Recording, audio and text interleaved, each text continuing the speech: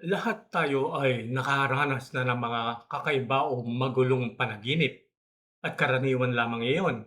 Pero paano kung managinip kayo at sa panaginip na iyon ay isang santo mismo ang tumulong na lutasin ang inyong problema? Ngayon, tuklasin natin ang tatlong pambihirang kwento tungkol sa mga taong nakatanggap ng payo mula kay Padre Pio habang sila ay nananaginip. Manatili kayong nakatutok hanggang sa dulo.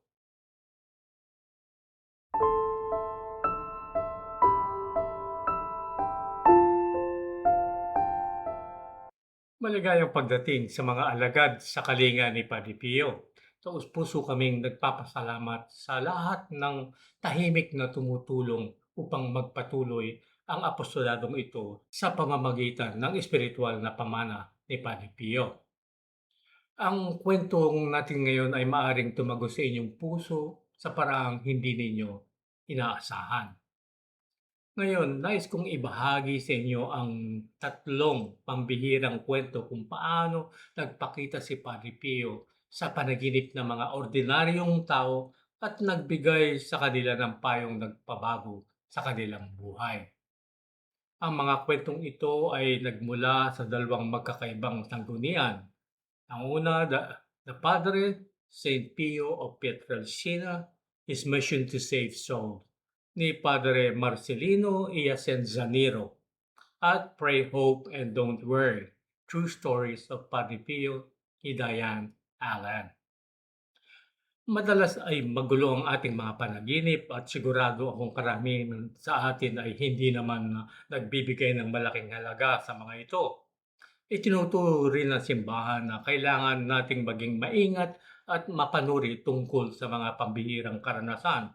Ang ating pananampalataya ay nakabatay kay Kristo at sa mga turo ng simbahan, hindi sa mga pribadong paghahayag.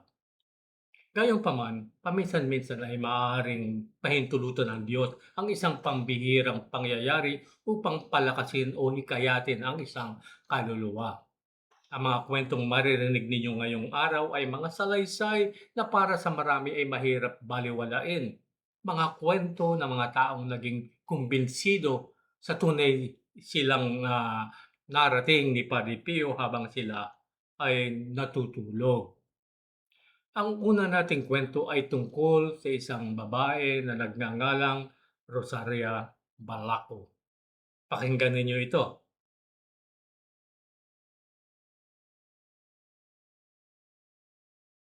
Isang gabi nanaginip si Rosaria na humingi siya ng payo kay Padre Pio.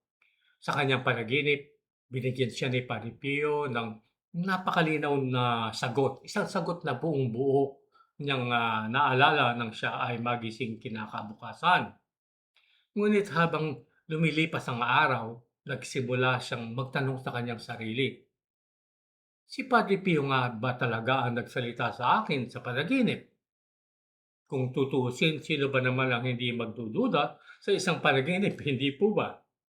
Dahil nakatakda naman siyang mangumpisal makalipas ng ilang araw, nagpasya siyang huwag na masyadong pag-isipan ang pangyayari. Sa halip, naiisip niyang itanong na lamang mismo kay Padre Pio ang parehong katanungan kapag siya ay nangumpisal na hindi binabanggit ang tungkol sa kanyang panaginip. Nang dumating ang araw ng kanyang pangungumpisal, sinabi niya kay Padre Pio ang kanyang katanungan.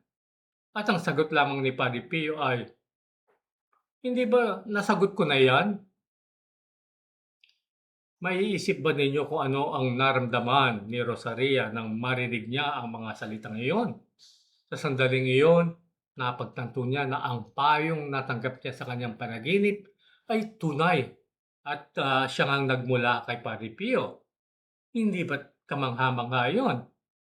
At hindi lamang iyon ang ganitong uri ng karanasan. May isa pa akong kwento para sa inyo.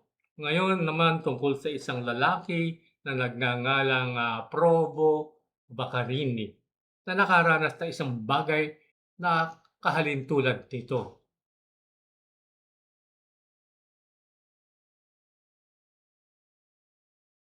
Kamakailan lamang ay nakauwi si Probo mula sa kanyang pagpunta sa San Giovanni Rotondo, kung saan siya ay nangumpisal kay Padre Pio. Makalipas ng ilang araw, nagkaroon siya ng isang problema at desperado niyang kailangan ang payo ni Padre Pio. Ngunit hindi na siya makabalik agad sa San Giovanni Rotondo. Kaya ng gabing iyon, bago siya tuluyang makatulog, nanalangin siya. Padre, kailangan kong makausap kayo at malaman ang inyong payo.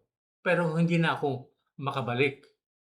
Tulungan ninyo ako, pakiusap. Nang gabing iyon, nanaginip si Probo na muli siyang nangungumpisal kay Padre Pio. Sa kanyang panaginip, binigyan siya ni Padre Pio ng tumpak at malinaw na mga tagubilin kung paano niya lulutasin ang kanyang problema. Nang magising siya, ipinagdasal pa niya ang panalangin ipinagawa sa kanya ni Padre Pio bilang kanyang penitensya sa panaginip. Kinakabukasan, sinunod ni Probo ang payo na natanggap niya. Ang lahat ay nauwi sa pinakamabuting kalabasan. Hindi po ba't kahanga-hanga yon? Kahit hindi pisikal na makapunta ang mga taong ito kay Padre Pio, tila nakahanap pa rin sila ng paraan upang marating sila. Marahil ang ilan sa inyo ay may kinahaharap na isang mahalagang desisyon o may pasan na mabigat na suliranin na nagtatanong sa inyong puso. Ano na ang dapat kong gawin? Maaaring matagal na kayong nananalangin para sa patnubay, ngunit tila tahimik ang langit. Ang mga kwentong ito ay nagpapaalala sa atin na ang malasakit ni Padre Pio sa mga kaluluwa ay hindi nagtapos sa kanyang buhay dito sa lupa. Marami sa mga naging bahagi ng mga alagad sa kalinga ni Padre Pio ay ginagawa ito dahil nais nilang ialay ang kanilang mga intensyon, kanilang pamilya at mga personal na pagsubok sa isang komunidad ng panalangin. Sa pamamagitan ng regular na mga banal na misa at sama-samang pananalangin, alam nilang hindi nila kailangang pansinin ang kanilang mga problema ng nag-iisa. Kung nadarama rin ng inyong puso ang pagnanais na magkaroon ng ganitong espiritual na pakikipag-isa, inaanyayahan namin kayong matuto ng higit pa sa pamamagitan ng link sa ibaba.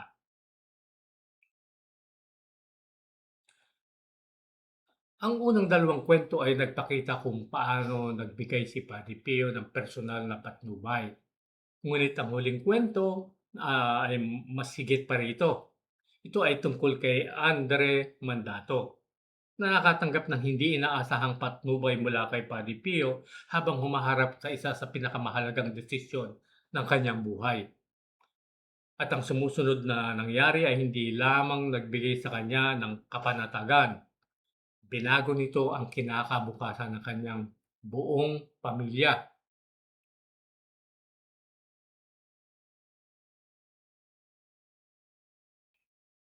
Nais ni Andre na mabigyan ng mas magandang kinakabukasan ng kanyang asawa at mga anak, kaya nagpasa siyang lisanin ang Italia at lumipat sa Estados Unidos.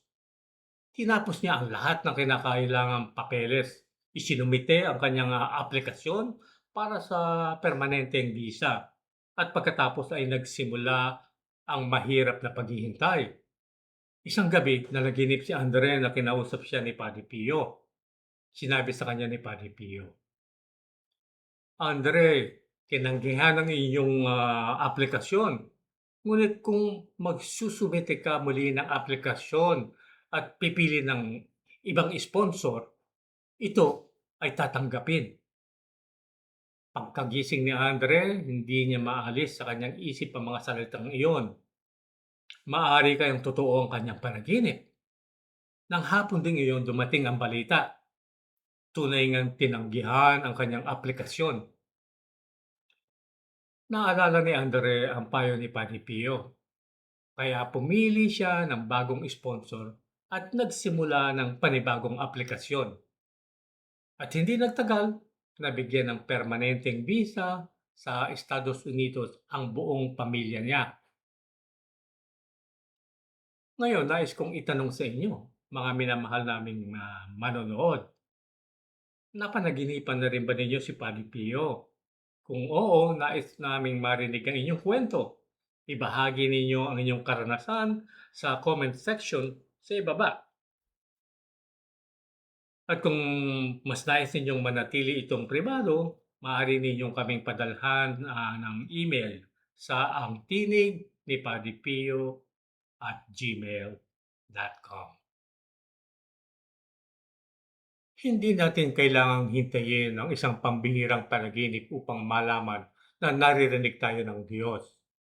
Minsan, ang sagot ay dumarating sa isang salita ng Ebanghelyo, sa isang banal na misa, sa isang payo ng isang pari, o sa tahimik na kapayapaang inilalagay ng Diyos sa ating puso.